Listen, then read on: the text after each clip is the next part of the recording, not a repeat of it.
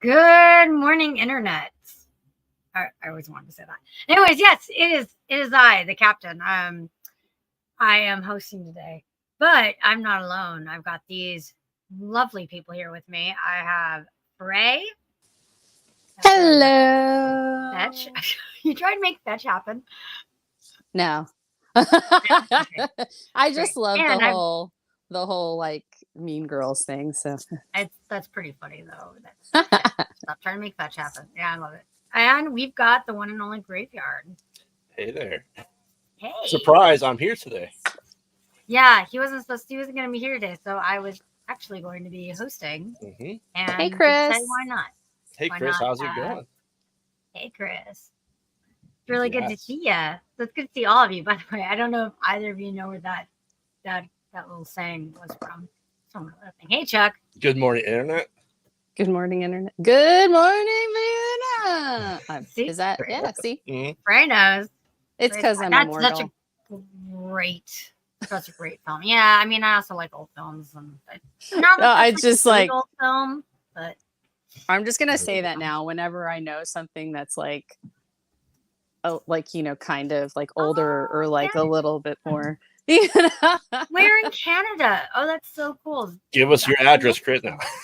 No, not address. Just where in Canada, like in the general area. Are you in the Toronto area or are you in the Vancouver area?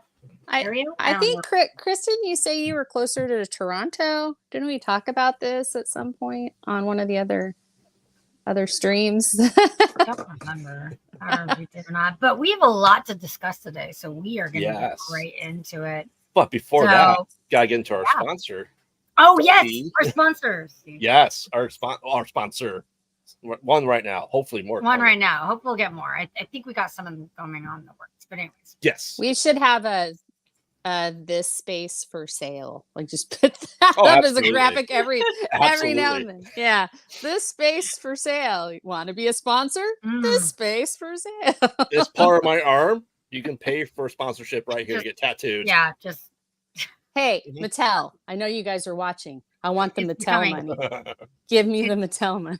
There you go. I mean, I got lots of Barbies. I can sponsor your Barbies. Look, I just want the budget on how much pink they had in Barbie. If you can give me that amount of money, I would be happy.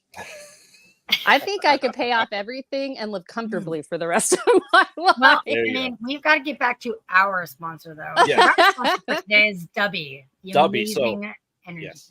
Go ahead. Yes, so whether you're just waking up for the nerd out, staying up late gaming with us on Thursdays, stuck in your alcove that is very retro, or just finish your lightsaber fight, which we just had one yesterday. I know, it was the a part 4th.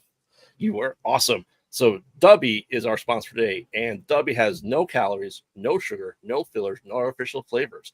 Every serving has 150 milligrams of caffeine, which is equivalent to 2 cups of coffee without any jitters, and has all the focus and the energy and instead of no the jitters because of neurofactor. Neurofactor is derived from the coffee bean fruit. So make sure to check out Dubby. Go www.dubby.gg and use KCP 2023 for 10% off of Dubby. Thank you, Dubby, for being our sponsor. And it tastes good. Yes, it does actually. I've had some. It's delicious. I'm waiting to get my my stuff so I can sponsor it better. But boy, do I love it! I think it's amazing. Yeah. Have you tried it yet, Graveyard? I'm too afraid because of my anxiety that it'll overload my system. It's actually not that bad. It actually really isn't, because I've had some. I had some when I was over for at Phil's. I remember that. To our sister channel. Yeah. Yeah, and I thought I was a complete douchebag, but you were great. Anyway. I don't know what you're talking about. It was terrible. I was like, I don't know. Anyway, I just felt like a complete asshat the whole time. But anyways. No. Yeah. Are you ready to get into this though? I am. Anyways, yeah. Go to KCP or go to W and type in our merch because it's great. The drinks actually are very tasty and they are they're not that bad. It's actually less, as you said, less caffeine than coffee. So yes. And we'll have to get Fours when he's on the mend. And Master Roshi promotes W over at Distance Nerd, we need a good character here. Yeah, we need some Master Roshi. Yes. Master Roshi. I don't mean the Chow Young fat Master Roshi. We need OG Master Roshi. Maybe Harley could do it There once you or go. twice. Ooh. Or once Madison. a month or so. Yeah, I don't know. I'm like Madison and Summer. I don't know. I do have Wong back here somewhere now. Yeah, he's right there. Wongers. Wongers, yeah. Wongers? So maybe Madison will show up. Who knows? Maybe I'll introduce a new character. Ooh. Let's get that. All right. All right. Anyway, so we're gonna get into our first nerd out segment. We are. This may be for anyone who doesn't know. I don't know if this is your favorite property now. I can't. Are we tell doing by your Nerd Out background. first? I thought we were doing Nerd Out last. No. I'm saying because of your background. No, because of your background. No. Because of your background, there's been some pretty exciting news this week with Yes. Wonder Woman 3. I heard Or as that we like to call it, WW3. No, I'm just There kidding. Our fun. This is the only WWW3 WWW3 that I accept. There you go. I think it's WWE, but whatever. It's fine. It works. No, I mean like World War III, Yes. WW3. Oh, It's the only one I'll accept is this one. Yeah. all right. Yeah, All right. yeah. Well, I Did you was. Did you read the news? I did hear the news. I know that Gal Gadot is working with the directors. I'm trying to remember who the directors were because I read it, and then of course went me in the end of my head. I believe. Well, I know she's talking to James Gunn and Peter Safran. Yeah, that's who it is. It's James Okay. Gunn and Peter. Yeah, they actually are confirmed, signed on to it, Well, yeah, I mean they're the and that they're working together. co-heads of DC. How excited for this are you, Captain? And considering the second one was not good, to put it, there's a lot of problems with it. I'm. Let's hoping just it's say gonna the be second good. one was misunderstood. Sure. You are kind, Fray. That was kind. I have a take on it. It makes okay. sense. Let's put the Fray so we can hear this take. So I think everybody forgets that the 80s is actually a character in that movie. Like the 1980s is a character in that movie. Now, was it a good choice to make it a character in the movie so that and not really make people understand that the 80s is a character in that movie? No.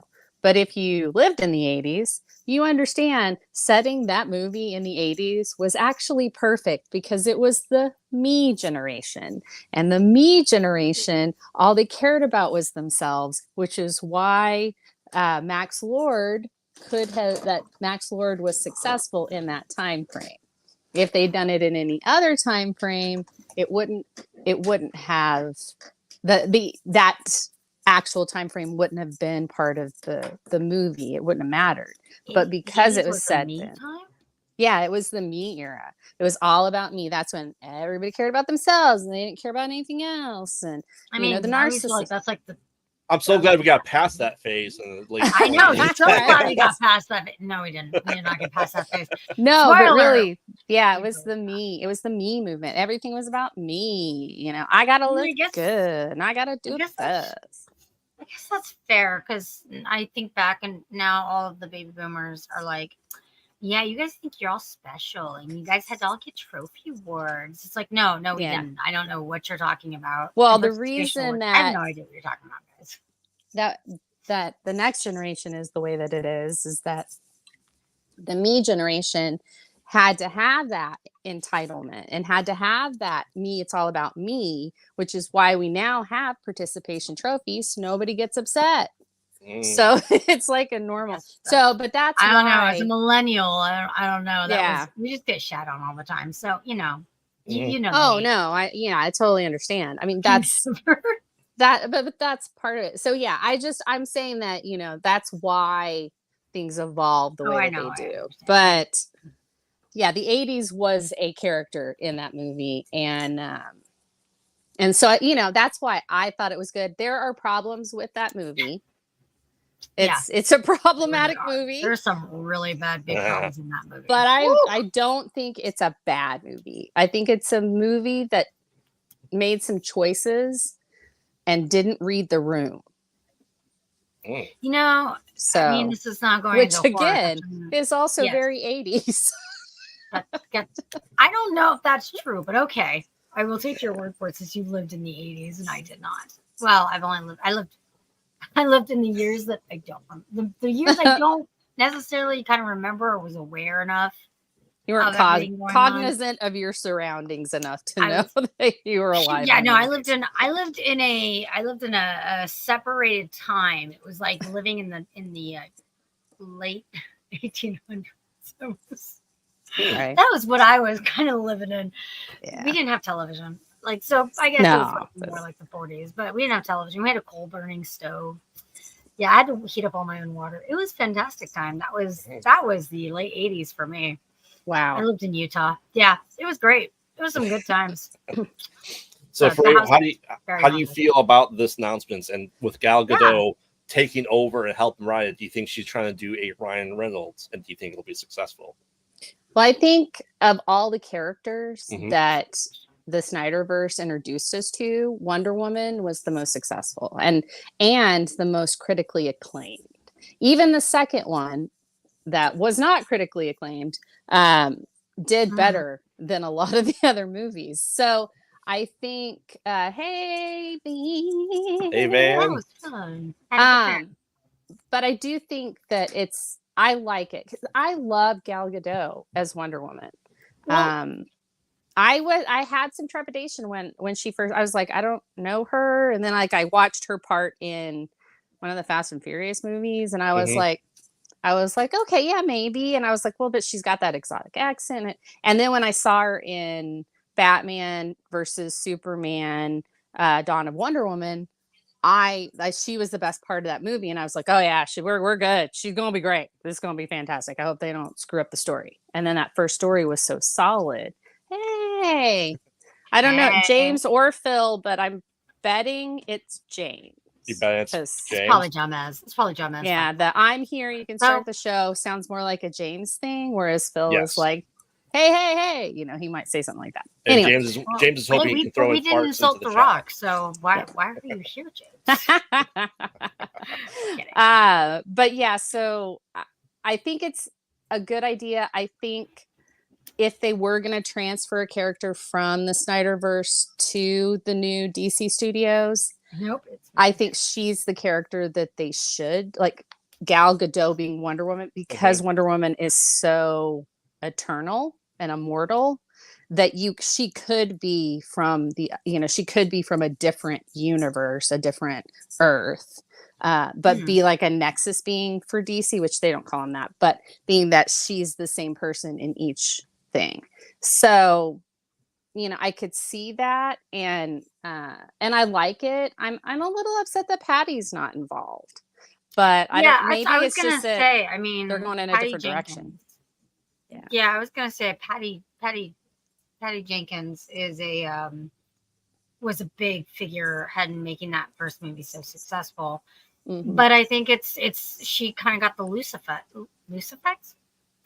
Lucas effects, you know, where basically she kind of became like, no one really said no or had any disagreements. They just like let everything go along. And I think that kind of put in, because she wrote, directed, I can't remember what else she did, produced. She was like the main person behind it. And well, we saw what happened when that happened with George Lucas. Yeah, I mean, you know, Lawrence Kasdan, you know, helped save Empire Strikes Back, so that's where. But yeah, I mean, Lucas, and you kind of understand that it is Lucas. I think for the second Wonder Woman, they were just so like, oh no, Patty knows exactly what she's doing, and they let her kind of go with whatever she wanted to do and didn't question anything, and that's how we end up with giant spiders fighting Superman. I mean, it sounds like a cool. I mean, it really sounds like a cool concept in there. So, I mean, that kind of sounds like an awesome concept. Hey, we're gonna have these giant test bears and Superman's gonna fight them. Actually, that's kind of awesome. I love that idea. I'm totally cool with that idea. But execution is the problem. I was gonna say it's part of. There's a huger story to that, but that was the Kevin Smith Superman movie that led to this giant mechanical spider in Wild Wild West. And also, I don't know why they as a didn't stick to the spoiler, Justice League stuff. spoiler. As a spoiler, also in the Flash movie. Yeah. But yeah, so it was, yeah. But I feel like they you swing and you miss. Sometimes you swing really, really, really, really hard, and you miss really, really hard. And I feel like Wonder Woman. Yeah. So do not Yeah. So besmirch Kevin Smith. I'm optimistic. I'm hoping that with James Gunn and Gal Gadot actually gets like a lot more say for what she wants to see happening to her character. And if she's a big fan, she'll probably know a lot more of the Justice League, and they might bring some stories from all of the content that's already been before. Hopefully. Yeah. And I've been watching the Justice League recently, actually. The 2003 Justice League. That series from 2003, and it's actually spectacular. It's really well done. Yeah, I really like the stories. Yeah, is it made for kids? Yes. I mean, it does have some darker themes, but ultimately, like you can tell, it isn't. It is like kiddified. Yeah. But the stories are really good. Like the stories are still like really fantastic, and a lot of them are very science fiction. Which is really cool. And I want to say for the series, they did it for Justice League and Unlimited. They would bring in comic book writers and have them write the story, like write a story. And writers, I suspect too. Yeah. The one called Double Date, Gail Simone wrote that, and it's like my absolute favorite of the whole of both series. I'm like, I just love this so much because it's really cool. It's like Hawk. I think it's Hawk Girl and Green Lantern, and then it's like I can't remember who the other. I've been watching shorts, which is actually what's got me back into watching it. I mean, not that I watched a lot of it because I didn't. I mean, again, I just didn't have a lot of television, so I would catch it every once in a while. I was like, oh, this is cool. But I was always a, Batman the Animated Series fan. Mm-hmm. So I was like kind of turned off by the artwork at the time. It was a little bit more angular than like Batman. Yeah, but now I'm really enjoying it. Yes, and Batman and Wonder Woman are wonderful. The shorts that I've been seeing that have been popping up on my YouTube feed. It's really funny. They've been showing a lot of those, the Batman Wonder Woman stuff, and they've been showing like I just saw the one with Hawk Girl, and Green Lantern. I just saw a short clip of that, and I'm like, oh, I really want to see what this is about because that's actually a deep, not just even deep, but mature storyline. Mm-hmm. Yeah, it's really interesting. They tried to ride that line pretty well. I've always liked the way that they portrayed Wonder Woman in animation versus live action. I know that, with Wonder Woman especially, not everybody would know. I think a lot of people know her origin, but they've never seen it on screen. So I'm glad that first movie we got that. So I'm hoping the third one will be either her trying to get back to Themyscira for some reason, or because like there was an actual time where she couldn't get to Themyscira, Paradise Island, and so because she couldn't get there, she couldn't go back to her roots, that she became depowered. There's a whole Purple Ray and everything. They haven't done that, so I'm wondering if they might tell a story like that, or if they're gonna tell the story of her death and becoming a god and then deciding she wanted to be back on Earth anyway. Since they've already established that Zeus is her father, that if she died, she may actually be elevated to god status, and she became the goddess of truth. So I'm hoping that they might do something like that with James Gunn involved.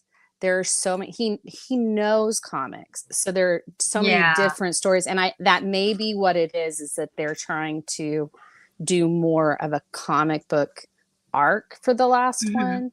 That'll reboot the character in some way. And I think that might be what it is. I mean, I honestly, I think that, and I really loved in the comics how they made Hippolyta the first Wonder Woman in the Justice Society, because she was actually in the Justice Society way back when. And instead of saying, oh, this was Diana and she came, because the way they rebooted her with Perez, that they made Hippolyta the Wonder Woman of the 40s, and I loved that storyline. I think that was, and I hate saying this because I'm not a John Byrne fan. I have a beef with him. Okay, let's have beef with him.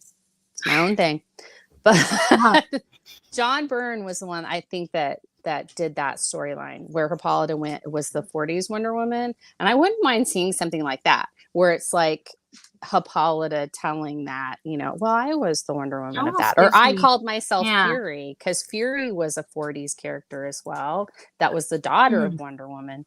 And I'm going to stop talking now because I know a lot more about Wonder Woman, and that's not what the show's about right now. No, the show's no, but I was gonna say one thing, and then we can move on because we got. I gotta say something too. Here.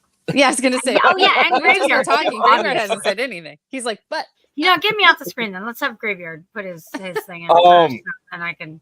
So, I think Wonder Woman 84 is, you call it the Lucas effect. I'm gonna call it the Waititi effect of Thor: Love and Thunder, where the first one they do is a safe, let's get your feet wet with Patty Jenkins and see what you're able to do into our mold, and it worked really well. And they go, as you said, kind of off the cuffs and let them do whatever they want. And then we get this thing that is really a disaster overall because they don't have the studio, forcing them to do this stuff. So we're seeing, I think, these writers and directors with some of these movies they're all out balls to the wall. Unfortunately, messes that we do get. Love and Thunder, while has really great points, was a mess where he had free reign to do whatever he wanted with the character. And I think Patty had the same thing with Wonder Woman 84. Yeah, where they had the free reign, and you guys are saying the Lucas effect, and we get that. And the question I pose to everyone here and in chat is, and here's the theory: what decade does this take place in? Yeah. That's a good question. I would like to see something that's now, or it would be really cool. Okay, so watching Superpowered. Sorry, I know, Aubrey, you wanted to say something. It's okay. All right, but we do got. You understand? Thoughts just pop in my head, and I got to say them. No, anyway, but I'll try to be as succinct as possible, and I've already failed. So I'm watching Superpowered right now. And it's like that 3-part story of DC, history of DC. They were talking about, I totally lost my train of thought. You know what, Aubrey, just talk and I'll remember it at some point and shout it out, I'm sure. I was just gonna say before we move on, that that when you were talking about the 40s and Hippolyta being the Justice Woman of the 40s, for some reason, I don't know why, but it reminded me of Alan, what's his name? Oh my gosh. Now I'm drawing a blank on the movie, what it's called now, with the comedian and Watchmen.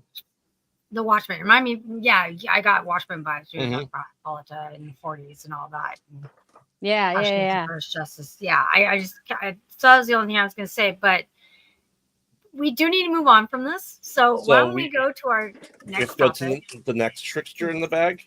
Next trickster in the bag, the Chaos Lord himself, Loki. Yeah, they just recently announced season 2. They set a new trailer this week. Yeah, the trailer's out. That's what I mean. The trailer. And it's so good. And what do you think about it? Oh, sorry. I'm like, no, go ahead. Go ahead, Fray. You go. Okay.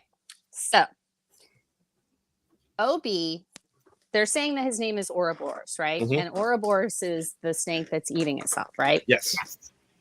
And Mobius is like the Mobius strip. Mobius. Yeah, which is also a circle, a closed loop. The show is about time. So Mobius and Ouroboros think of time as closed loops. Mm-hmm. Whereas Loki knows time isn't a closed loop. It's splintered. It's like a tree.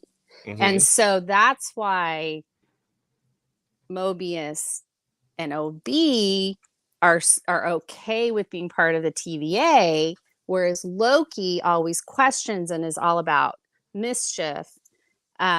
he's all about splintering and going all these different places. So Chaos. I think, yeah, but he's the god of mischief. That's like his title, Yeah. I guess you could say that. Trickster god of mischief, whatever. Yeah. But I just, so I loved that. I loved that whole concept when we got OB and I saw all the circular imagery around him. And Mobius being part of time, being time, that was Mobius strip is a time concept. And yes, the TVA is about time, but I do think that maybe King, who I'm sure is giving them all of their names, these are all clues to his time heist, whatever he's doing. And we're starting to see that come to fruition with season 2. Whereas Victor Timely, who's the scientist, who I believe is the scientist. Yes, I will be doing a separate video on that. Expect that soon. I've got it. I've had it in my pocket. And now that we know Loki's gearing up, I'm putting it out. But I just think that that's really interesting. And all the Ravonna stuff. Yes. Well, I love that they're doing that, and people are saying, "Oh, well, no, she's gonna fight Kang and all that." No, I think that Kang sent her to that time period so that she could help Victor Timely do what he needed to do. And if you look at the time thing, like there's a scene in it where it's got like, it looks like an hourglass, and out the end, it looks kind of like it's a ship. It looks like a combinator, like how you have all the individual threads of a rope, and you have the thing that twists them all. Oh yeah, yeah, that. That thing. But that's we think that's how Kang is taking the separate timelines and making them one. And so so he's trying to put them all back together, basically. Yeah, he's trying to make them he's trying to retcon everything out. Okay. Sacred timeline. Yeah. So I think that we're not in a different like multiverse or whatever. We're not in a different TVA. We're in the same TVA. We're just in the TVA that's at the beginning of it. Is like when like before everything was set up and working and basically on autopilot. This is when everything was starting. And so Loki and Sylvie are going to try to keep Kang from becoming He Who Remains to help, or they're trying to help him so that the sacred timeline is back, because they realize that that's actually a better solution than whatever the heck they've got going on now. Yeah, they pulled a Barry Allen, or for those of us on Distance Nerding and Kyber Cave Production, they pulled a young Phil. Well, I mean, okay, so I have a couple of thoughts about this. So, again, I am not familiar terribly with Loki. However, I'm a nerd, so of course, all I can think of. So, yeah. So when you're talking about the head that eats itself, of course, just like the roots of a tree, how there's many different time plates. But that's Yggdrasil. Yggdrasil itself is the root of like the world. That's where Midgard sits. Is basically in the where Loki comes from. Of Yggdrasil. Yeah. Comes from. Which is why he thinks of it as a tree, whereas makes a lot of sense, right? So. Because you have changes happen and they branch off. You branches off like a tree or a sapling or leaves. And but what I actually thought of, funny enough, was I wasn't thinking about Loki. What my brain popcorned off into was I was thinking about you're talking about time being a loop. I'm like, yeah, it's wibbly wobbly, like. Yeah. Oh, yeah. No, I'm totally convinced that Loki is the MCU's version of Doctor Who. Like he's totally a Time Lord, basically. Totally. And then I was thinking, we're gonna have the temporal police come in, which made me think of Star Trek. Which hey, there's gonna be just so you know, everyone, I will be doing a Star Trek. You like Star Trek? No, okay. No, not at all. I didn't think so. I have no idea what you're talking about. I didn't have the captain's chair or anything. Trek? Like the bike. Star Voyage? What? So are you? I know, Cap, you're not caught up on the MCU shows, but I'm not. No. I mean, are you interested? I can make a lot. Oh, Yeah. we're making a game out of this. I mean, yeah. I mean, I made music for it and everything, so we should. Yeah, I think it should be displacement. You know what's funny is that actually the game for Loki, the game music that I had made for Invasion, the way I made it, actually it does work much better. It works for Loki too, actually, and then I can just make a variation of it for the Ahsoka game because it needs to be more Star Warsy. But I was gonna say is that one thing that I really like about the concept of yes, I did see the musical this week. It was fantastic. I loved it. I thought it was great. They did so many great, awesome things in it. Anyways, I can't talk about it yet, guys. Strange New Worlds was coming, I promise. Oh, we're talking Star Trek still. Okay. We're going to do Strange New Worlds. Don't worry. Oh, it's fantastic. Oh my God. The musical episode's amazing. Is Fray frozen for you? Yes. Yes, okay. She is. But so we're just going to keep going. I'm not frozen. There you are. Am I? Hold on. Am I back? We hear you. Okay. Your video's frozen. Is my video frozen? Hold on. Yeah, I'm going to get out and get back in. Okay. Yeah, but we'll talk about that. But yeah, Graveyard and Fray. Am I back yet? No. Okay. We hear you. We hear you. Yes. I want to wait. So yeah, I mean, so. But we'll wait to talk about that. But anyways, going back to Loki, is that all I could think of was like, oh, so Loki's basically temporal police. He's the temporal time police. Yeah. He's definitely chaos in this world. Well, no, he still is a chaos agent. Oh yeah. I mean, he's my favorite chaos agent. But what I mean by that is that he's part of the temporal time. You are back. You're back now. Yeah. I'm back. Yes. But I think that's really awesome that they, that's kind of, you have these timekeepers that keep time a certain way, and it does remind me of the temporal police in Star Trek, which it's really fast. They are interesting agents of chaos. Those guys. Anyways, all right. Now, what are your predictions, Fray? I kind of did mine already. But you kind of did go into it. What about? Okay, go ahead, and then we'll have Graveyard's thoughts, and we'll move on. I'm excited about the Loki game. Yes, we have to figure out what we're doing with it. That's to be announced. Yeah, your sound is low. There, is my sound low? Hello. Yeah, your sound is pretty low. Oh. And then we're going to have an Ahsoka game too. So that's going to be coming up. We'll probably start talking about it next week, but because it's coming up. She's just timekeepers were other rogue time lords. Yes. I mean, they are. They definitely are.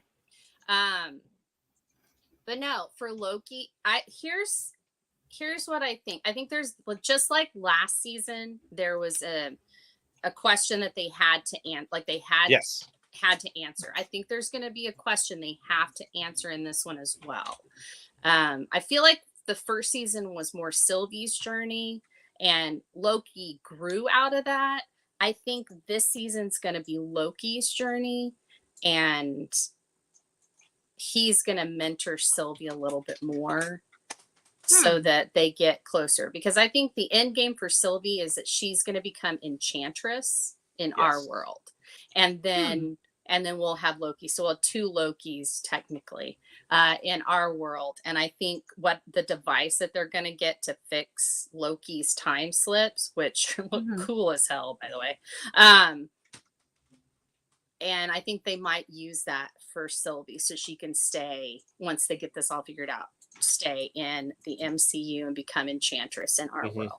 I mean, they call her Sylvie, and that's Enchantress's name. She wears the same colors, green, and she's got the blonde hair. It all fits. If they don't do it, they're missing a major opportunity because it's just sitting there right in front of us.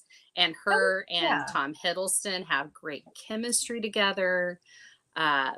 She's as cheeky as he is.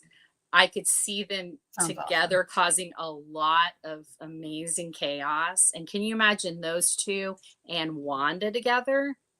Oh my gosh. Yeah. that, I mean, seriously, the triumvirate of chaos is what I'm saying.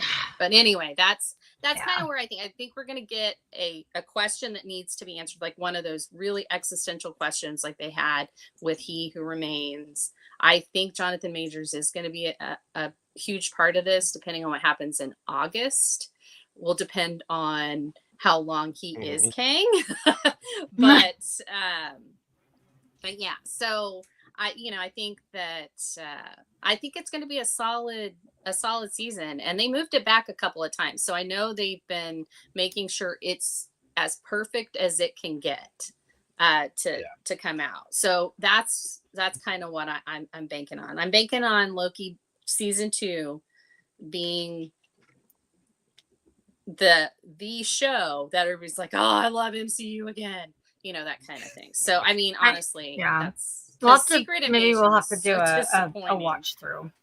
Yeah. Oh yeah, I want to. I definitely want to, even if we're just like, because I haven't seen it. I don't have access to it. I have, I put that aside for my Star Trek binging, which I've been doing, and I am excited to tell you guys about Strange New World season 2. It's fantastic. I mean, season 1 is so good out of the gate, but I am so attached to these characters. So I mean, I'm excited to get to know Loki season 1 and season 2. It'd be fun to watch it with you guys. But let's move on to our horror segment. Oh yeah, let's do that. Let me talk about Loki. Oh, I'm so sorry. I'm so sorry. Why do I keep Just forgetting your? I don't know why. I screen. keep thinking you've talked, and then I'm like, I'm the worst. Okay, I'm so sorry. I'm the worst. Thank you, Graveyard. Yes, thank you. So, I mean, I'm excited for Loki season 2. I thoroughly enjoyed Loki season 1. And before we get into and figure out the game and what we'll call it, maybe Nick and Back in Time, or do like a Huey Lewis in the News type thing. Back to the Future. Yes, that would be fun. I agree with some of the theories with everything being circle with OB and Morbius stuff like that. I'll spoil some of my prediction right now. Is this is an MCU show, and I am done predicting they're going to change anything in the MCU. Yeah, because it's going to be because once again, this is the TVA, and because it's cyclical, it'll be a self-contained show. Well, that we will. This is a way to introduce other kings that we're not going to have in the movies. Okay, I could see that. I was going to say the Loki really is the last show that we got a big reveal. Yes. Because I mean, unless you call the special presentation, big reveals, which I'm so happy that they did Man-Thing for that, but just that's different. But anyway, Loki was the last show that we did the had a big reveal. We had Jonathan Majors as Kang, and I mean, they used him in movies and stuff. So I don't know. They might say, "Hey, if it ain't broke, don't fix it. Let's introduce somebody else." I think this show has more of a chance of having the A-lister cameos, like some of the Avengers in it. Even if it's just he pops into time and there, suddenly you've got I can't even. All I'm thinking of is Jonah Hex, but that's DC. There's like DC. They're going back. No, Deadpool. Deadpool. Yeah. That would be it. That would be. Can you imagine Loki and Deadpool together? Oh my gosh, that would be amazing. That would be amazing. Deadpool's knowledge of being in the movie versus Loki's chaos. Oh yeah, yeah. Oh, and Loki just trying to kill him the whole time because he's annoying, and him not being able to kill him because of his healing factor. Yeah, that's really all I want. I just want like a them sitcom to be like show with them, rivals, enemy. It just be like Bugs Bunny and the Roadrunner, like that kind of wacky thing. And then I think it'd be hilariously wacky because you'd be like, "Oh yeah, you're gonna try to kill me? So many you've tried. Maybe you'll succeed." Yeah, like, I mean, why won't you die? So funny. But yeah, whatever. So I think Loki's gonna be amazing. But come on, Graveyard, finish. I totally interrupted you. Oh no. I think we're right on to the next space thing that deals with different time periods. Star Wars Outlaws. Let's do the Outlaws. Did you guys all have a chance to watch the behind the scenes making of the galaxy? No, because I did meet someone who's part of the game. So why don't you briefly talk about that? for Survivor. Was Star it Wars Verona Survivor. Blue? She's pretty cool, huh? Was it Verona Blue? Yes, I got to meet Verona Blue. Oh, that's awesome. So actually, it was really funny. Her and one of the extras from Return of the Jedi, I can't remember his name right now at the moment, but they were talking about Mass Effect, and I was like, "What Mass Effect?" Like yours went. I was like, "Yours? What?" You're like, I worked for BioWare. What? The only claim of fame I have, guys, I worked for BioWare. I wanted to hear your thoughts of the. If you haven't But- watched it, I'll tell you the time period of Outlaws. Okay, Oh, so I want to let's hear do that. yeah. It is Shadows of the Empire time frame. So between Oh, Put him up in the Empire, big one. Empire and Return of the between Jedi. Empire and Return of the Jedi, because we do get a clip of Han Solo in Carbonite, and that only happens once. That's Well, awesome. that we know of. He That may we have know of. developed a kink, and Yes. he and Leia were No. doing it on the reg. We don't know. So my No. hope, This is because definitely Shadow of the Empire stuff. I'm yes, guessing. my hope, because I love Shadow of the Empire, and Shadows of the Empire was Such a one of good the book. first books in the extended universe, and they made the game out of it for Nintendo 64, and it has Dash Rendar. Are we going to be playing this? story. Are we going to be playing Shadow Yes. of the Empire? Yes. Sweet for So Retro we Alcove. see, this may be our chance to get Dash Rendar in the Outlaws universe, and the Black Sun, which has, I don't remember the character, but the crime lord that also works with Thrawn. Yes. So- No, I know who you're talking about. Yes, It's been the- so the long green- since I've read the book. He's the green guy that's in charge of the Black Sun. That was part of the Yes. Hutt Empire as well, because the Hutts worked for him and Jabba's palace. So maybe we'll get our extended universe version or new canon universe of Shadows of the Empire. So I I'm so am excited for for this. that. So, Captain, what do you think? I know you love the game. What do you think of this game being in that time frame? I am super excited. I actually was a fan of the books. I Mhm. didn't ever play the N64 version, actually. Oh, it's fantastic. I know, but I'm broken. I didn't know that it was part of the Shadow. If I had known, I probably would have played it. I know Rebels was like Herald was one of the best N64 games. If I remember Mhm. correctly, it might have been Shadow of the Empire, but Yes, it's I would always do it as Rebels. But yeah, I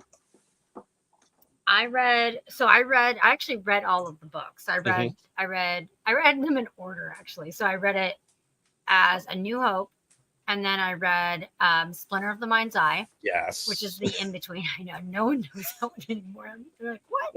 And I love read that it's so good, isn't it? It's Yes. so fantastically good. I wish they had made it into a movie. It's Mhm. such a good book.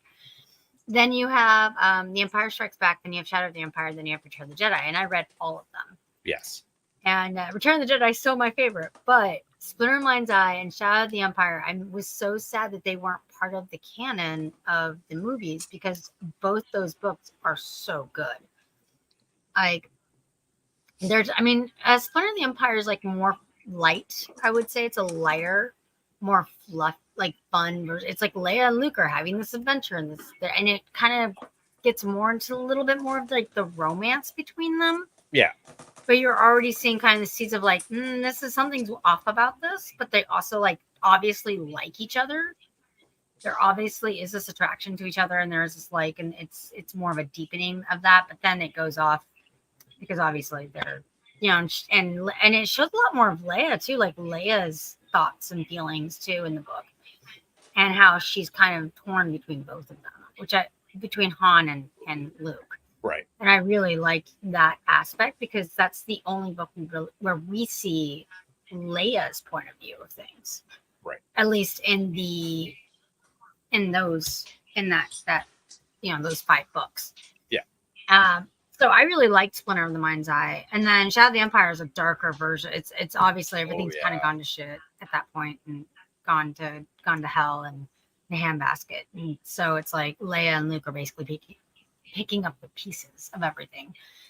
But we don't get Leia's point of view as much, if I remember correctly, in that one. It's more Luke's view, Yes. if I remember correctly. Mm-hmm. And it's him kind of grappling with good and evil, and saving his dad. I think that's, if I remember correctly, that's what that book's more about than anything else. But it also talks about the Black Suns and the underworld of the Hutt Empire. So it's a really good book. I actually tell anyone to go pick it up. But I'm excited for this. This is it a game or is it a series? It's a game. It's a game. It's a game. I'm excited for the game. So anyways, Dampy, why don't you talk more about it? Since I want to hear Fray's thought of a game. I know you're not a big gamer, but I'm assuming Phil will be playing this over on Distance Learning. We're going to be playing this at some point in time We're on probably going to be KCP. playing this after Soma is done, I'm sure. Yeah. So I might not be a big, well, here's the thing. I would like to say that I'm a casual gamer, which means that I only game certain like stuff that like I'm interested in. So, and one of those things is I do love playing Star Wars games. So I will be playing this.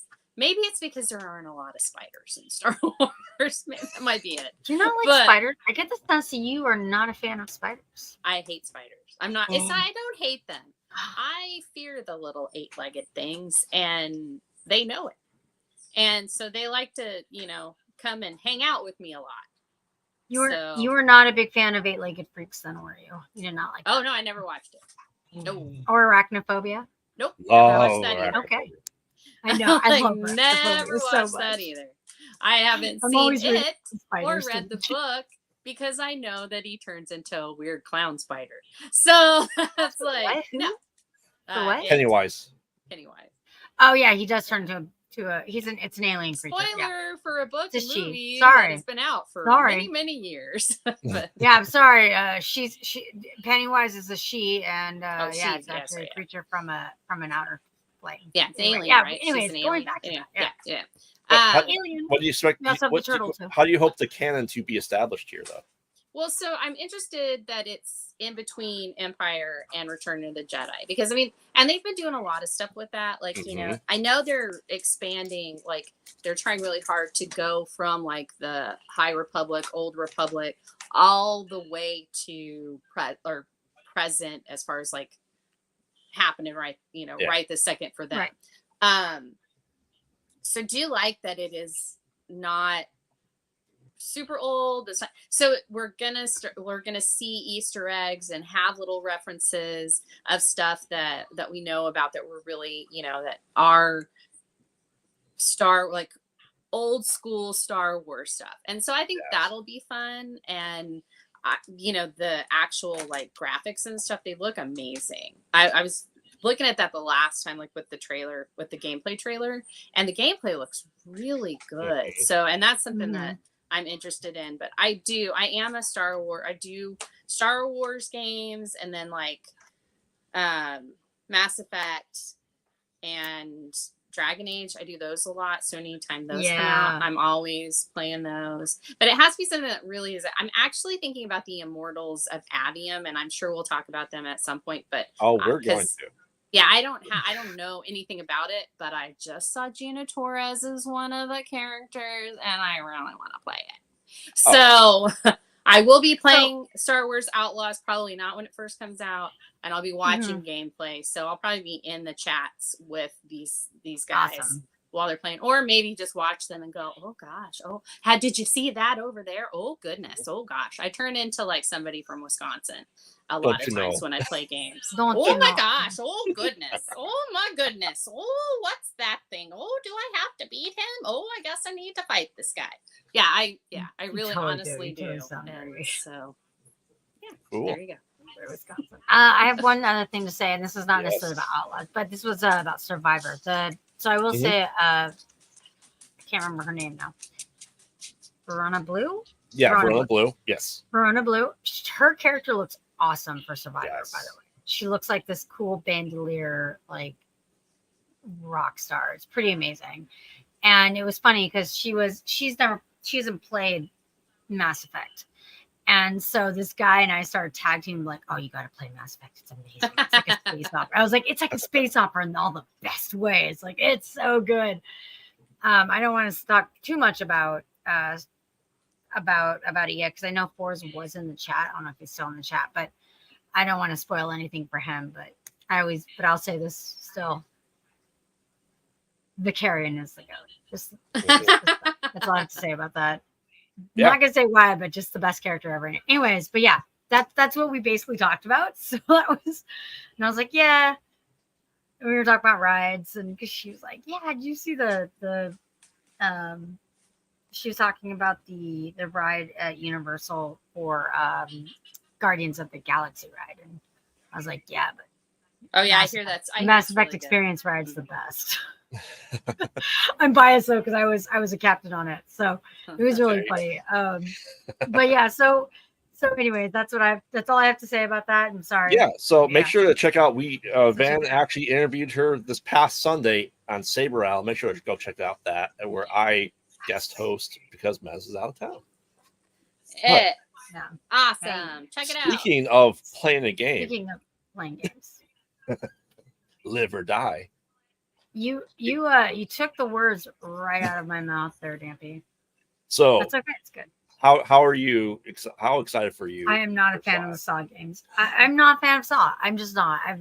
I don't like torture porn at all. When I have my horror, I don't want to see humans being terrible to one another. I just don't like it. Yeah, they're just not my movies. They're not my kind of movies. I could never get into them. I could never watch them. They just give me way too much trauma.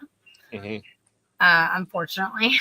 So, yeah, I mean, my limit with humans being terrible to humans is probably the Freddy Krueger movies. Honestly, like I can't those type of horror. I just can't. I can't watch them. They're just it's too much for me. It makes me again. I get really traumatized in them. I don't know what it is. It could just be past trauma stuff, but I get to it affects me way too easily. So Hey, and Yes. that's okay. We That's you, fine. and you can definitely see that, especially Not when every movie is for every person. I think Captain had a hard time shooting the robots in Soma on Thursday night as it was. I did. I had such a hard time. I was like, I can't do it.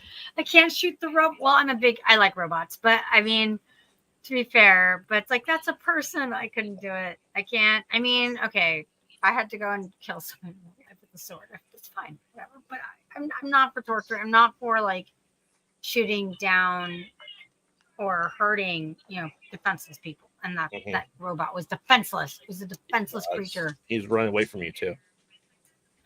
Oh, it was awful. yeah, I hated it. There's I hated no it. self-defense in that scenario. He's running. Oh, it was so bad. I hated it. Like, Debbie could watch my horror. Like, I don't want to kill you. I'm so sorry. I kept apologizing to the robot. That's the way I am with the dragons when I play D&D. I'm like, I really don't want. I would really like to talk this out. I don't like hurting. See, this is why I'm a bard because I don't like hurting things. So. Oh no, I humans, I mean, I'm a vampires, assassin. all that. I'll kill them. I'll kill them in D&D. They're dead. They dead. Monsters, dragons. No, you know why? Because dragons are the apex predator, and we should respect them. Sure. That's the way Vampires are kind of that way too. My character Mordenthal, who I played in a D&D campaign, he was a warlock. His best friend was a vampire. So like think about me. No, don't kill Vincent. Why? How could you? Yeah. So Fray, but they're legitimate friends. Anyways, go ahead. Fray, what's your thoughts on Saw X? So I have actually seen one of the Saw movies. One of them? One Wow. of them. I know, right? I know, shocking. And I'm just like, this is the same thing. Because it is. The movies are the same. Now, I do understand, and I actually feel like the Saw series has a good premise of it's this person is doing people who wronged him or people who like he's Dexter, like on steroids almost, kind of yeah, it's like people that are not necessarily, they may outwardly be good people, but there actually there's something going on and there's some evil in there. And so, and I know that that's part of that premise. And so I think that's an interesting dilemma. Do you put people who are really evil that put out like a good thing, and who are you to judge that? And it's like, right. And so I think that's interesting, and that whole concept of when you're put in a situation where it's you or someone else who's going to die, that's an interesting question to be answered. I mean, it's an ethical That's question for sure. yeah, Oh, I mean, that's psychological horror. And I actually enjoy psychological horror. I think So psychological do horror I. is really I interesting. don't like The torture. Cell, that movie, The Cell, with Mhm. Jennifer Sounds Lopez and great. Vincent D'Onofrio. I Yes. loved that because it was psychological drama. It was also really gory and horrible, and he was a serial killer. I Mm-hmm. mean, it was just like, No, but it's it really was great, actually. It wasn't like there was an excuse for him being a serial killer, but also yeah, you got to no. understand who he was and how he Yeah. was and how the two parts of the serial killer were often at odds with each other. Well, and I liked I the thought whole it was really they interesting. went into the sci-fi concept of her actually entering his mind and that kind Yes. of thing. And so and I thought that was kind of cool. But anyway, back to Saw. So I'm like, No, actually, it's funny. We talked about that in Hearts of Kyber. Actually, funny enough, we were really? talking about the Cell. I think it was Hearts of Kyber. We were talking about that and how, yeah, because we were talking about that within lucid dreaming. Mhm. Yeah, it's very And similar, talking like, about yeah. that and how some of the myths of lucid dreaming is like, oh, if you die in a dream, you die in real life. And it got us to talking to thinking about or to talking about like, you know, the Cell. And I was like, that's actually a really underrated movie. I think it's a lot Mhm. better than people give it credit for. A lot of people make fun of it, especially looking just at you, came Channel out. Awesome. Yeah. Well, I mean, I'm looking at you, Nostalgia Critic. I do think it's actually great, fantastic movie. And I think the weakest link. I'm sorry, Vince D'Onofrio, but you are the weakest link in that movie. You are terrible in that movie. You are so. Sorry, it's not Vincent D'Onofrio. It's Vince Vaughn. yeah, plays the Vince Vaughn detective. is not good It's in that Vince. movie. He is not good in that Yeah. movie. No. No, he I is. would say he is that he's terribly not very good unless Jon Favreau has something to do with it. But that's just me. Ooh. Fair. Yeah, I just don't find him to be. I think he's the weakest character in there. He just is not. It's not good. Mhm. But in terms of like psychological horror, I think that's a fantastic movie. Great. Anyways, keep going. Sorry, Yeah. keep off the screen. Go on. So yeah, so just for Saw 10, I feel like it's just going to be more of the same. You know what I'm saying? Like it, and I do like the questions that it asks the audience Yes. and the answers that it gives. I do enjoy that part of it. I don't like torture porn either. I'm not on that. I'm like, you know, I watch enough true crime and I don't need I don't need pretend true crime. I've actually turned down torture porn roles. Actually, Yeah, I mean it's just it's I had not, it when I had it's an not good. agent, and I just am not a fan. No thanks, Cool. because most of that happens to So women. I probably Most of them won't do be get seeing tortured. it. It's a Sorry. shame. Okay, Dampy, Yes. I will if Oh, I am in. I have lots of thoughts. Oh, I'm Say, sure what you you gotta do. say. I only hope it goes balls to the walls like Jason X.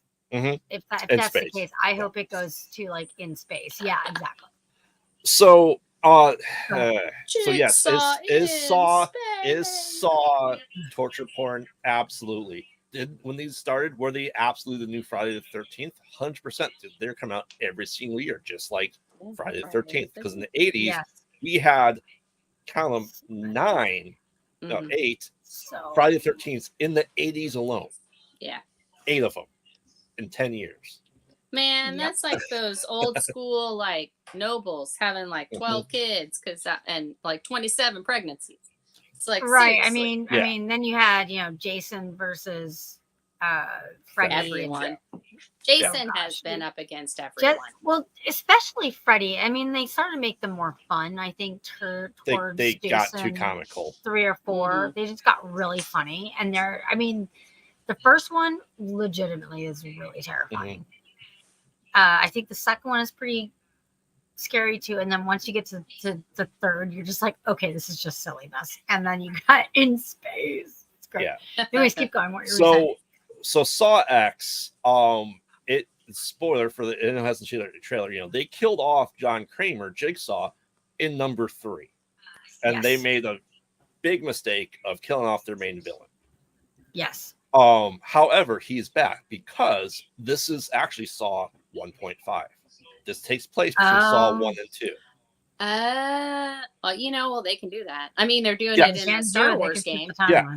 So everyone's back. Amanda's back, and what this really is, I think I said it before here, is Saw is the Abdominal Dr. Phibes, which is the Vincent Price movie from the 70s, where his wife dies and he kills and puts the doctors that let her die in elaborate traps.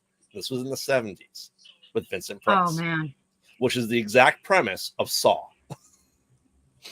I love it. I really want to see that movie now. There's two Dr. Phibes movies.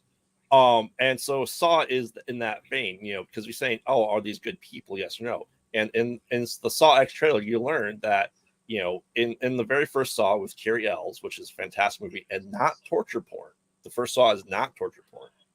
Really? I thought it was. No, it's way more psychological. It's more. There's one trap that you actually see. Yeah. Mm-hmm. The rest of them they cut away from. See, yes. I couldn't watch, and maybe that's because that's the one I saw, or I saw. It's more psychological. Or the two. Yeah, then I will have to watch the first Saw movie. I heard it was torture porn. I could not watch torture porn. Not even close compared to the rest of the series. Not even close. Okay. No, it's actually when they had a story and they had like a real, like it was that, like I liked that. I guess I've seen two, because I did see the first one and then I watched the second one and I was like, this is torture porn and I don't like it. So that's when I stopped watching them. All right, well, I'll watch it with Dampy. So he in the trailer you see that he is dying of cancer and he has a tumor. And he actually goes to Mexico to get it removed. So he meets these doctors. He meets ex-patients of them that said, hey, these doctors working outside the law are able to get rid of your tumors for you without any problem. And in the trailer, you find out they didn't. They lied to him. Every single person was a setup to scam people out of their money that were dying. Oh, so gosh. Is it, that's the ethical question you guys bring up, is they lied to him. They took his money and didn't do anything for him. So, is he, as a dying man, is he in his right to get revenge on these people for extorting him and other people that are dying or have diseases? Kinda. They're bad people. They are lying to him the entire time. So, not only that, but they're also lying to other people and they're scamming them, and they are basically taking advantage of desperation and desperate people. Yes. So and that's in why that case, I would say ethically, no, they are not good people. Correct. So that's why I like John Kramer in the series, because he actually does that to bad people, while his apprentices just feel like putting whoever they feel like into the traps. John Kramer actually has more of a purpose as a serial killer, essentially, but he never technically kills anyone. Are you saying John Kramer is like Batman? Yes. I mean, not really. He's more of like the Taskmaster. Yeah. Okay, I can see that. Yeah. So, that's my thoughts on Saw. But we have one more thing to do, and then we will look out, because we've got to move on, unfortunately. But gosh, I will have to watch it with you. So, all right, we're on to Fray's Fortunes, which it's actually more Fray's fangirling, this one. But that's so fetch, because I'm not actually predicting anything in this one. So, all right. But before we do that, I do want to get into, before we get into Fray Girl's fangirling session, I'd like to give a happy level up day shout out to our very own death dealer himself, Graveyard, and the $1 billion director herself, Greta Gerwig. Great job staying alive for another 364 days in this beautiful chaos. Yeah, you guys. All right, so I feel like, although Fray's Fortunes is in purple, I'm feeling pink. I'm seeing pink, so I feel ready. Nice. I feel ready for this. So let's go, Barbie Land or Bust. So excited. All right, okay, so I'm gonna review Barbie. Yeah, there's definitely spoilers. Spoilers. I'm going to give a spoiler-filled review of Barbie, and also kind of get my feelings on it too. So yeah, enjoy. I didn't get a chance to see it, but I watched Bosch's whole thing, so I'm okay with this. Well, I was gonna say, in my reviews, even though it's spoiler-filled, I don't give everything away, because I want, even after you listen to my review, if it makes you want to go see it, there are still some things that you'll you'll get to see and be like, oh my God, that's so cool. So I did that too. Because I don't like to be spoiled for everything, but I do also like to have an idea of what's going on. All right, so let's do this. All right, there are a lot of Barbies and Kens in this film, so I'm going to be referring to Margot Robbie's Barbie and Ryan Gosling's Ken as our Barbie and our Ken to lessen like confusion, because there are a lot of Barbies and Kens in this film. Well, yeah, it's a Barbie movie. Yeah, so like there are a lot. All right. And I'm guessing this movie was made for like sorry, before you go into it, this movie was made for your era like you as a little girl growing up, and then now you're the adult.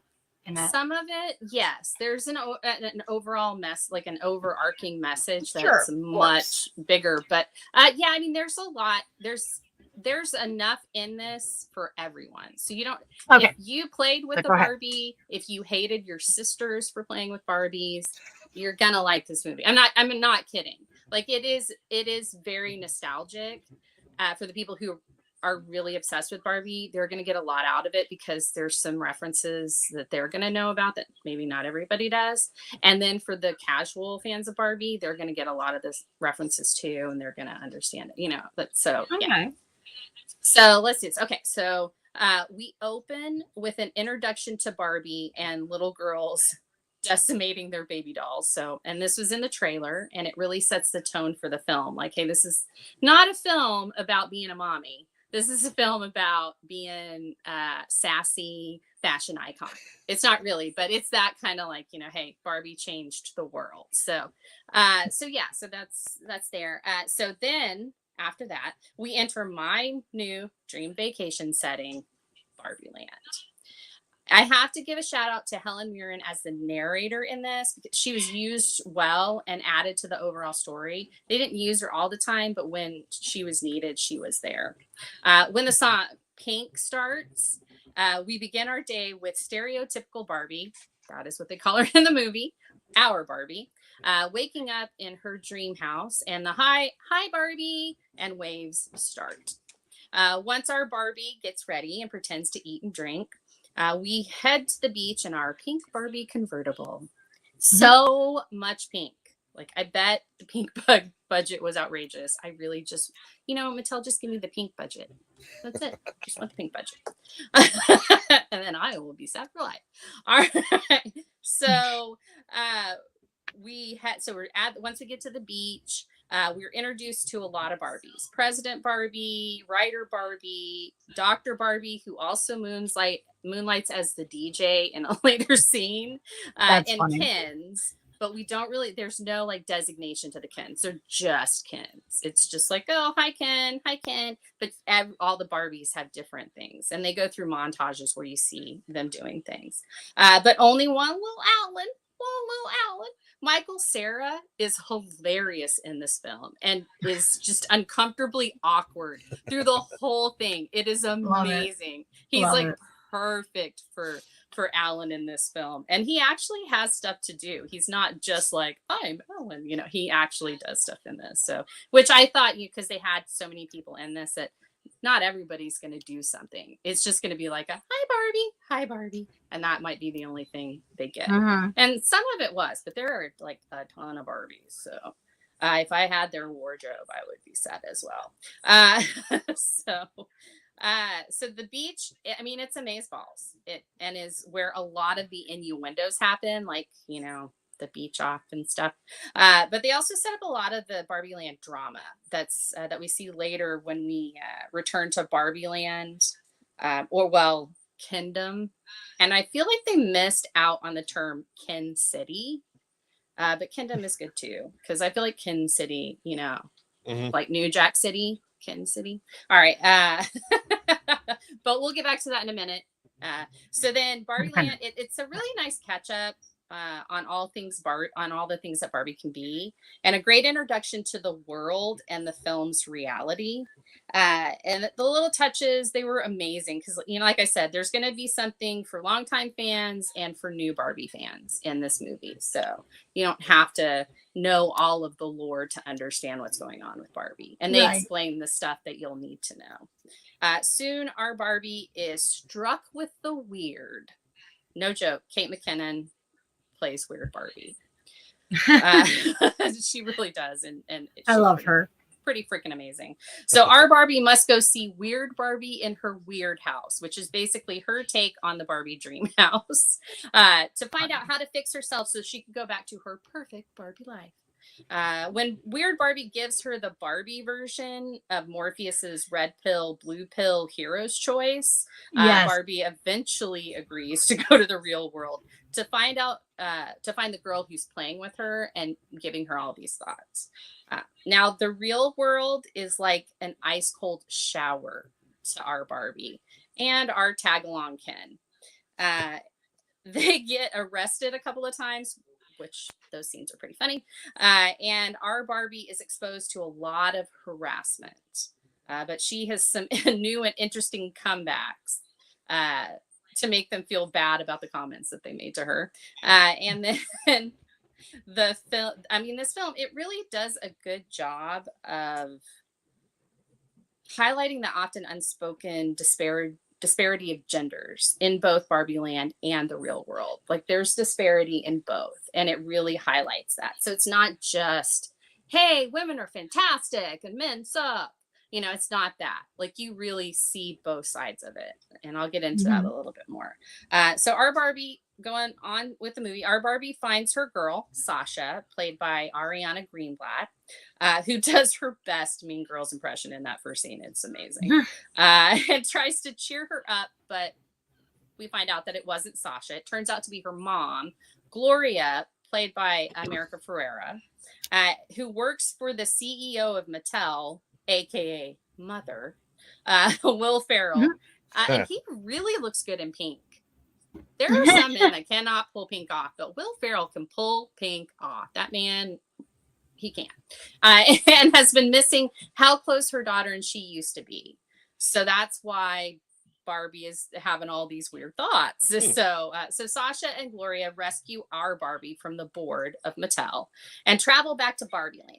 Unbeknownst to her, our Ken has been learning a lot from the real world since he tagged along with our Barbie on her adventure. He takes his knowledge back to Barbie Land and somehow convinces the populace that men should be in charge. They never once say gaslighting, but I'm pretty sure that was involved. So Gloria, Sasha, and our Barbie discover this, and our Barbie gives up. She seriously just gives up. It is like, I loved the choice that they had her make, because it's not the choice like a main protagonist would make. Like if we're doing a hero's journey and you have like one character you're really following, they become the hero of that story. And so her just going, nope, I'm done, and just like becoming a doll on the ground. And the way that she does it is really funny. But it was just such an interesting choice. I was like, oh, well, you know what? That's choice. That's a choice. As a choice. I mean, that's at least great. So Gloria and Sasha, they decide to take Barbie's car and start to head back to the real world, but decide that they want to go ahead and help out Barbie. And that it's a really good scene between Gloria and Sasha, the mom and daughter. And it's a good scene. So they head to Weird Barbie's house and find a few Barbies who were not Ken brainwashed. Gloria gives a ranting speech about what women deal with on a daily basis in the real world and snaps Ryder Barbie out of it. Ryder Barbie had been under the Ken spell, which is what I just now decided to call it. All right. They come up with a plan to take back Barbie Land with Alan because he hates how Ken has changed Barbie Land, our Ken. They put their plan into motion, and it ends with a campfire serenade, which is a really funny scene as well. The Barbies take back their power by making the Kens feel insecure. Barbie Land is saved, but our Barbie still has a problem. She doesn't fit in Barbie Land anymore. She's granted her wish to become human, and the next time we see her is with Gloria's husband and Sasha, and they're pulling up in a car, like pulling up to a high-rise building. So, and I'm not going to spoil where they're dropping her off. You have to go see the movie to see that, but it is classic and lovely, and I love it. All right, so as I said, this movie does a great job of showing both sides of the narrative. It's funny, but also poignant and heartfelt. I felt it was genuine. It was, and it's really hard to do a genuine movie with a plastic Barbie doll, but it works. I will own this film in physical media. I already said I'm going to be purchasing this film. Honestly, it's in my top 5 of favorite films now. And some of the highlights were all of Barbie Land. Loved it. Gonna vacation there at some point. The scene where our Ken sings his song, the I'm Just Ken, and the Ken's dance number. And then the scenes between Ruth, played by Rhea Perlman, and our Barbie. Those are really good scenes too. So, but the overall message of the movie is that Barbies take the Kens for granted in Barbie Land and treat them like second-class citizens. And the opposite is true in the real world, whereas women are treated like second-class citizens in the real world. So this is not only the story about one Barbie becoming human, but also about how we as a society need to find a better way to treat each other. That both of those are not working. So we need to find a better way to communicate. And I thought that was a great thing. And they put it all in a big pink bow and, you know, gave it a lot of really cute little outfits. But that's really it. That's it. That's the story. I love that. Thank you. That was my review. That was a really good review, and it didn't take like almost another hour like mine did last week. That's because I had it half written and then I kind of fell apart. But my next one will be more better. But that was a great synopsis of our movie. I will be seeing this movie in theater. I'm planning on going. I meant to go yesterday. I just ran out. There's so many little moments in the movie that I didn't spoil that actually are really like either poignant or really funny. And the dance sequence, y'all got to go see it just for the dance sequence because it's, it's just that. Yeah. See it today. It decided it wanted to be every genre of movie, and it did that. Even horror?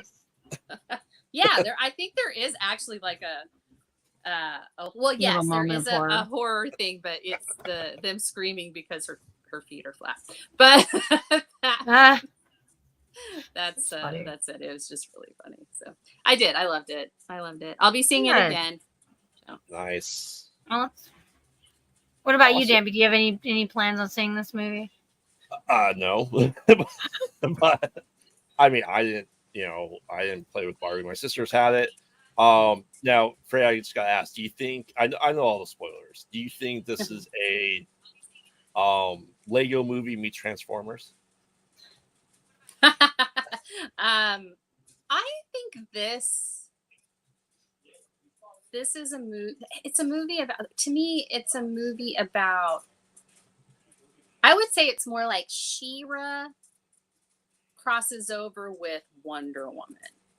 Okay. If that makes any sense. Because it's that kind of like, hey, it's women power, but it's also, hey, we also understand that this isn't working. Because like at the end of it, the Barbies say, no, we'll take a Ken on the Supreme Court and we'll have Kens actually start doing things because they all learned that they saw the other side of it and they saw how they were treating the Kens because the Kens are treating them that way. And so it was, so I like that they got to see that and they learned and they were like, no, let's start giving them more responsibility. Mm-hmm. Let's make, let's see them as people and not just our arm candy, and so, and I thought that was a really good message. That's why, like, there are some people out there that do not like this movie and they say it's just third wave feminist trash.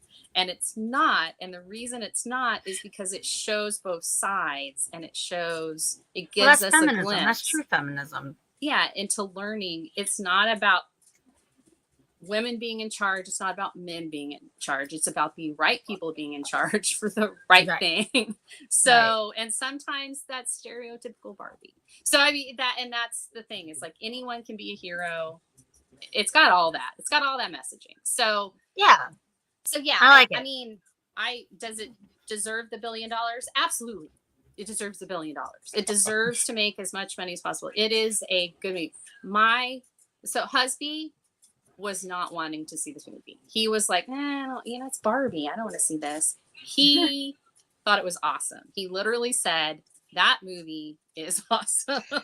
so, so that tells you. So I'm going to give Graveyard a challenge and say, I would like you to see this movie. Now, I'm not saying go to the theater and see it, but I'm saying that I want you to see I would this love movie, to see Graveyard seeing it. and then I would like to know what you thought of it. Okay. I mean, my kids are my girls are gonna want to watch it. So when it comes to streaming, I'm sure it'll be on some TV in my house at some point in time. Right. Well, I'm just saying you watch it, and then if you want it, I will, and I'll also give you this. If at some point you want me to watch a horror film, like a horror film that you really like, and I haven't seen it, I will do that for you. Okay. If you do the Barbie thing for me, I will do that for you. You know, making someone watch a horror movie and me having to watch a movie in turn is what made me have to see The Notebook.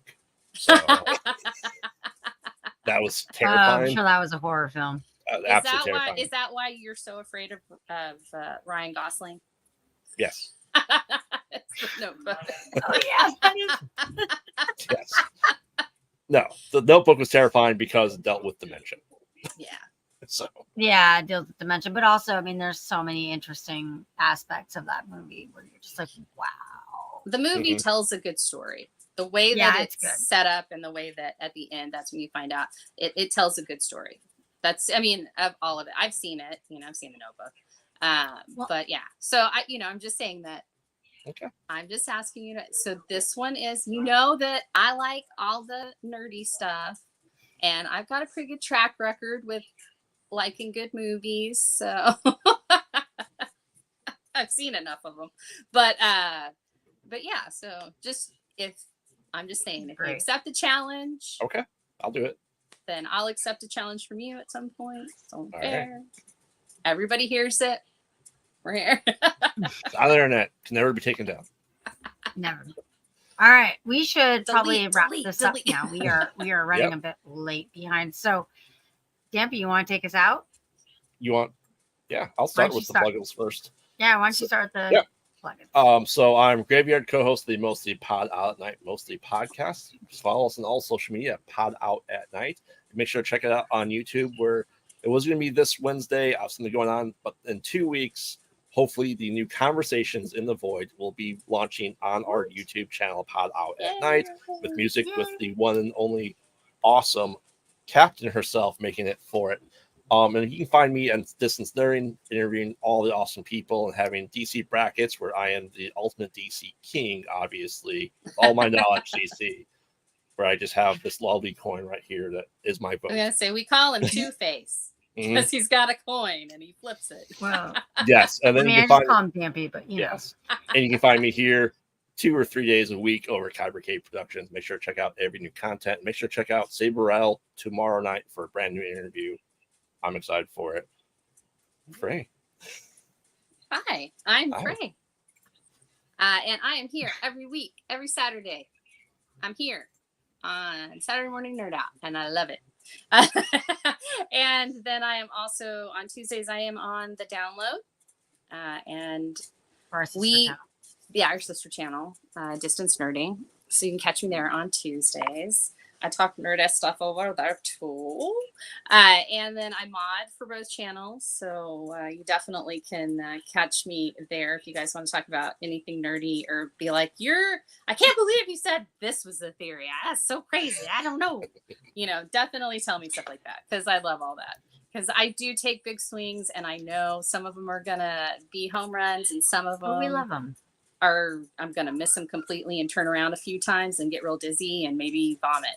I don't know. You never know with me. So yeah, so I do all of that. So if you guys ever want to reach out to any of us, we're on Discord. We love, talking to everybody, and we like that you guys come and do our live show with us. I also do something called Fray About Town on our Patreon that you can actually join for as little as $1 a month, and you get to see me basically film myself in restaurants and different places around my town and just kind of talk. And sometimes there are special guests, like from that restaurant. I've done that before. So just fun little things. My Shadu and I are actually doing something on my channel called Classified. We have the first 2 episodes complete, and we're just waiting to upload them. So that should be pretty soon. Hopefully next week they'll be up, but I will definitely let everyone know. So if you want to know about that, follow me on Insta at Gotham_Oracle, or on TikTok at Gotham.Oracle, on Twitter, because I refuse to call it X. I am at Fray Girl on that one. I am on Facebook, but it's just really my stuff from Insta on Facebook, but you can find me there as well. But yeah, and that's me. So, all right. thanks, guys. And I am the captain, and you can find me here on KCP. I'm here 4 days a week, pretty much, and soon to be 5, because the new order will be coming out soon. Our channel, we're getting the finishing touches on it done, and then after that, we should be premiering it either by the end of August or early September.